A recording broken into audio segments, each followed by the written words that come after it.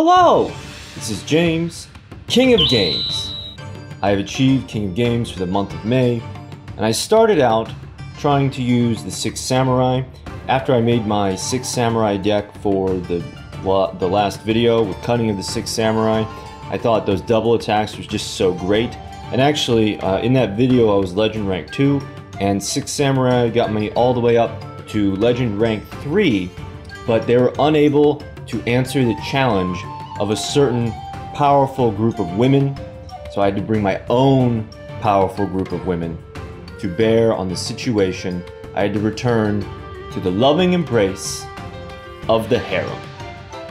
So, I didn't want to make another Amazoness King of Games deck like right at the beginning of May when everybody was doing it, but their efficacy cannot be denied. So, since we've already seen Amazoness banish every which way, this video is going to be pretty short. I'm only going to show one replay, and we're going to just mostly talk about this deck and why I built it in this way and how it interacts with the new archetypes. So, of course, we have 1 Amazoness Paladin, 3 Amazoness Princess, 1 Queen, 3 Swordswoman, 2 Sage, 2 Baby Tiger for a total of 12 monsters. Nothing is more irritating than when I'm playing a Swarm deck and all I need to do to win is to just clutch draw 1 monster, any monster, even the Baby Tiger, and then I don't do it. So that's why we're playing 12 monsters. We have 2 enemy controllers. So it's funny, the 6 Samurais had no answer to Cyber Angels whatsoever because they can't get over Dakini. You have to use the hand, and if they run a deck with Machine Angel Ritual, that totally doesn't work. And 6 Samurais, they don't really have room for enemy controller because you have to have your back row stuff, and then you have to have all of your revival, your return, and your cunning in order to do all of your double attacks. But Dakini gets out on like turn 2, so that is stopped right there. But it's funny, as soon as you start playing enemy controllers in your deck, you stop seeing Cyber Angels. But that's your main weapon for any deck against Cyber Angels is the Econ take, either making use of the Dakini's effect or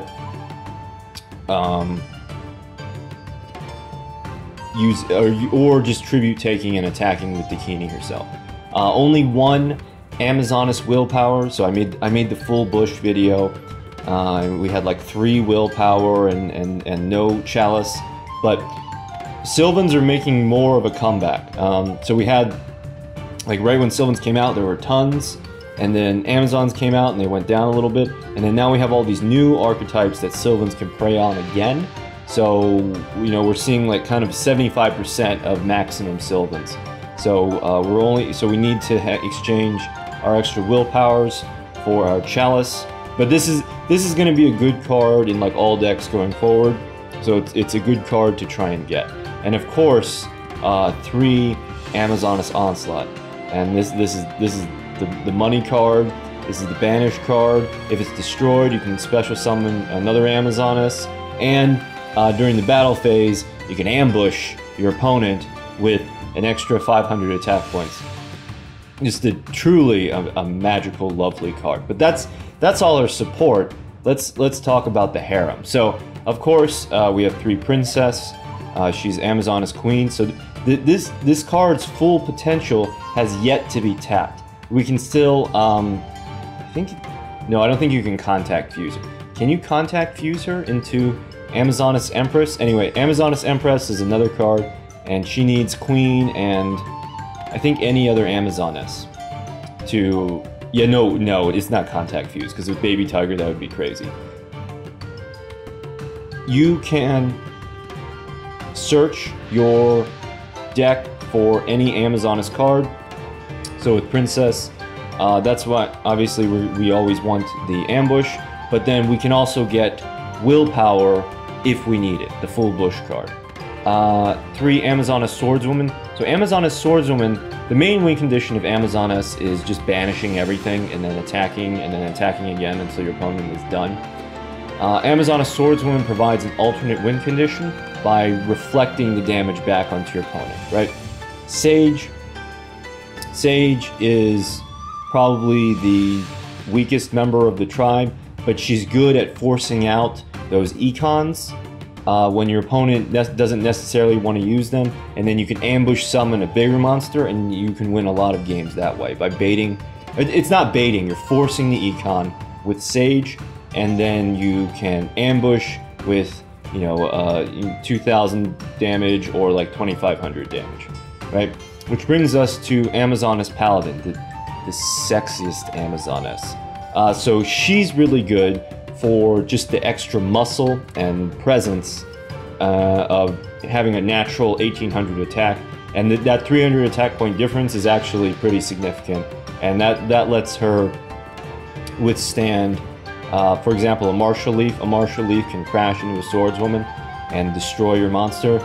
Paladin remains standing, and actually she can be used as a substitute for Amazoness Queen. I know Queen is a sticking point for a lot of people. They don't want to grind Mai to 45 to get their Amazoness Queen, and I would actually say that you don't need Queen. A lot of people, they're dealing with the Amazonesses, not very well, but they're dealing with the Amazonesses like Queen is a magnet for Sylvan Martial Leaf. So even when you have your Princess ambush already out and then you do the Princess attack to get out the Queen, you know, ideally you attack with Princess, you sack Baby Tiger, you get out Queen, and then you get Baby Tiger back for free. And then say you attack into a Co-Mushroom and that Co-Mushroom mills a Martial Leaf, Queen always goes, and then you have to use willpower.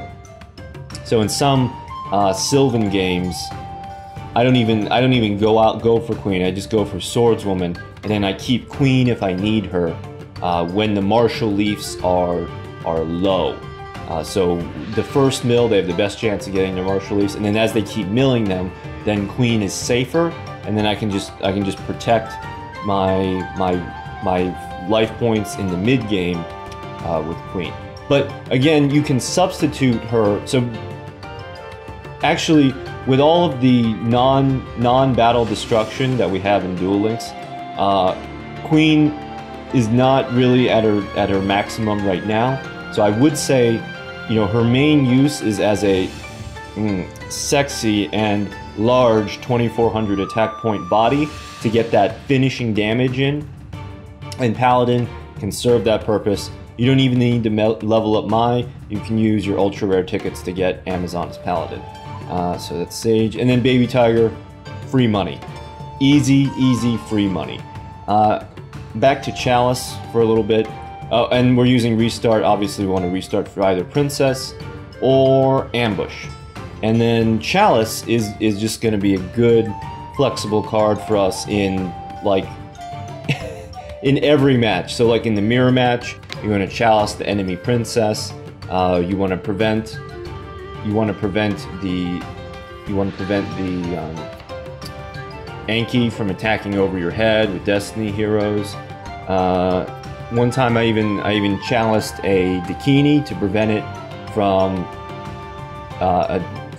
sending my Swordswoman to the graveyard, and then the opponent just attacked the Swordswoman. Because there was nothing that they could do. It was either they were going to attack it, or I was going to attack them with Swordswoman.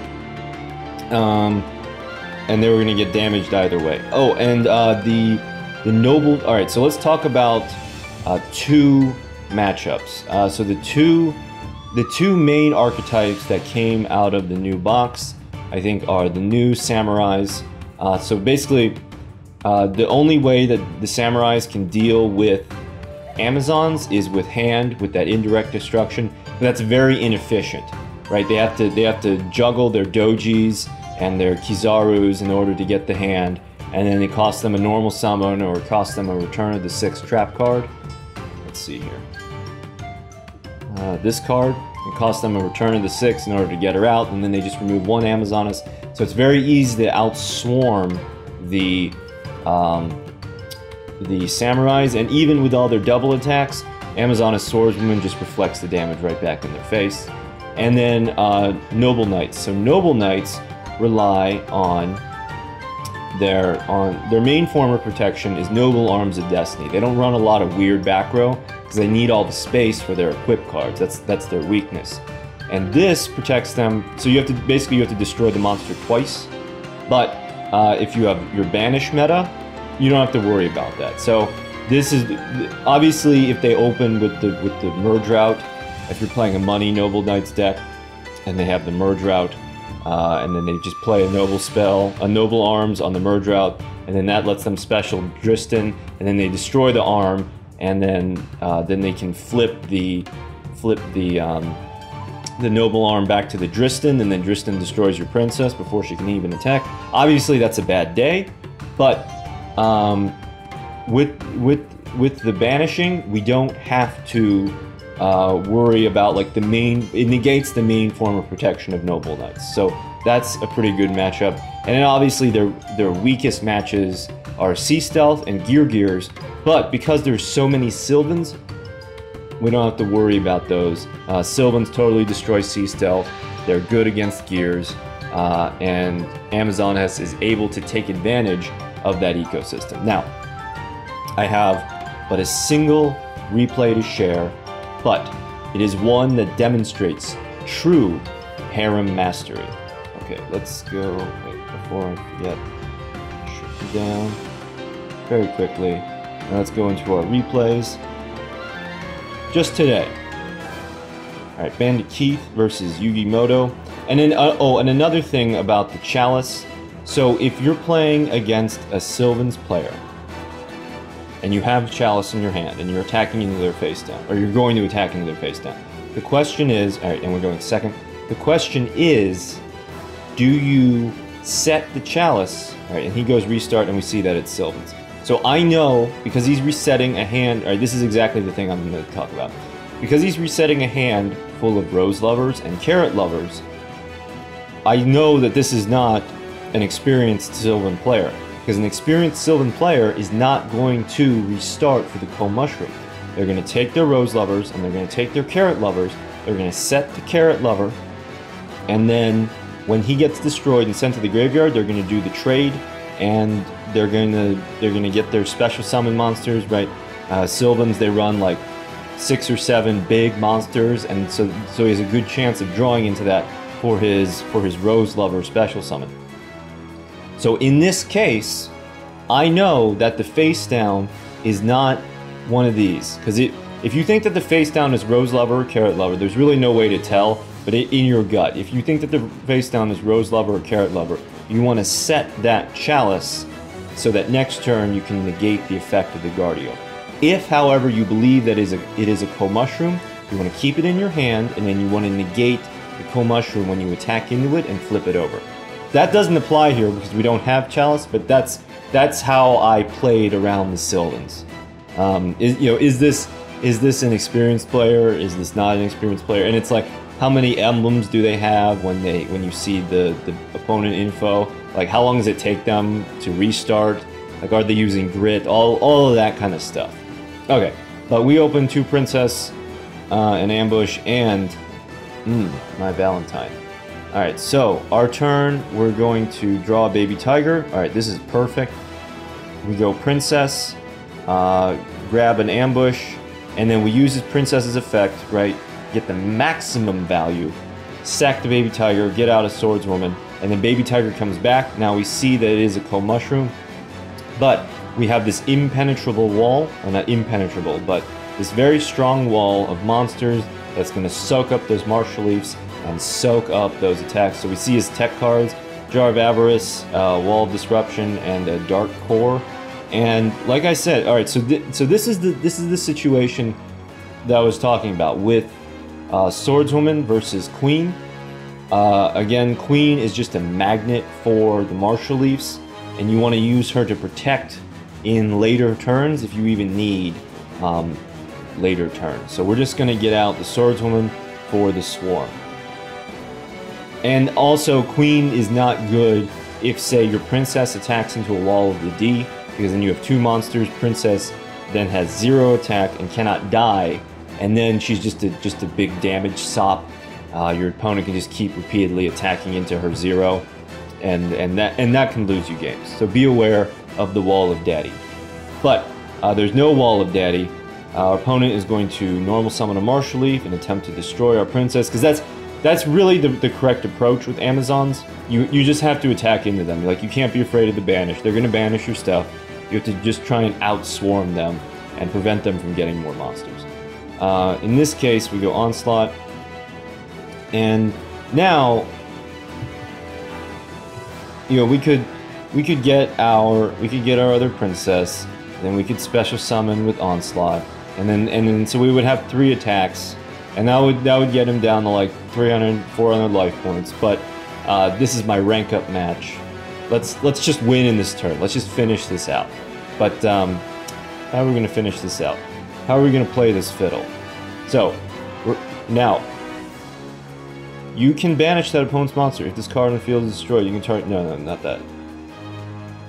You can special summon one Amazoness monster from your hand, and if you do, it gains 500 attack until the end of this turn. This says once per turn. It does not say you can gain this effect once per turn. Therefore, you can get a double summon if you have double Amazoness Onslaught, but we have only 3 monster zones. How are you going to get rid of those monsters? Witness.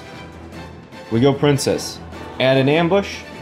We get the banish of Baby Tiger. Take some hefty life point damage, and this would be a risk if Sylvans ran anything resembling a Karibo. So when we get the double banish, just to be sure, we special summon with our ambush. We ambush with the Paladin. Paladin attacks for 2,500. Princess attacks. We tribute the Baby Tiger, freeing up a spot for Amazoness Sage, and that's how we win in 1 turn with 4 attacks. My lovely, beautiful harem. So, this is my King of Games for the month of May video. Thank you for watching.